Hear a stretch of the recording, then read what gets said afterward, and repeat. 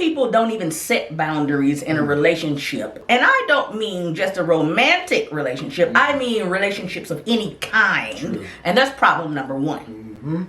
Furthermore, most of those that do set boundaries don't set borders. Meaning you're setting boundaries with no consequences if those boundaries are crossed.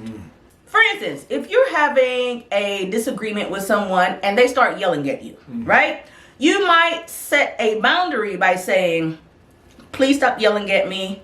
It makes me feel emotionally unsafe, or it makes me feel disrespected, right? You have set a boundary, but you have not set a consequence. Crossing boundaries with no consequences is like breaking the law with no penalty. Oh, let's just say it's against the law to shoot somebody. But don't worry, you won't go to jail. Right. I mean, it don't make sense. Not at all. So what you would do is something like this. Please stop yelling at me. It makes me feel disrespected. It makes me feel emotionally unsafe. And if you don't stop yelling at me, we're going to end this conversation, and I will not be speaking to you unless and until, number one, I receive an apology. True. And number two, I feel reassurance that you will not be yelling at me again. True.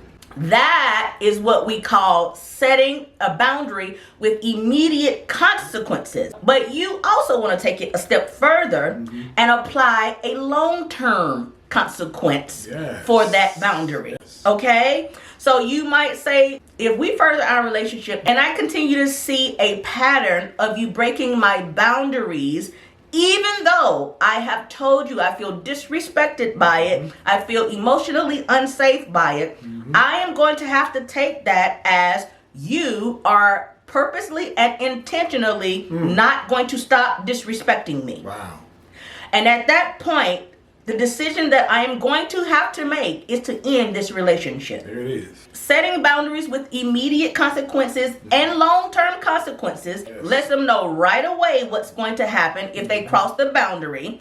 It also lets them know what's going to happen long-term if they continue to cross the boundary. Right. Now, the key and most important part to this whole thing is sticking to your consequences 100%. Yes. Do not move the goalpost. Because if you do not stick to that consequence 100%, they're going to find out really quickly that your consequences are a joke. And mean nothing. Nothing.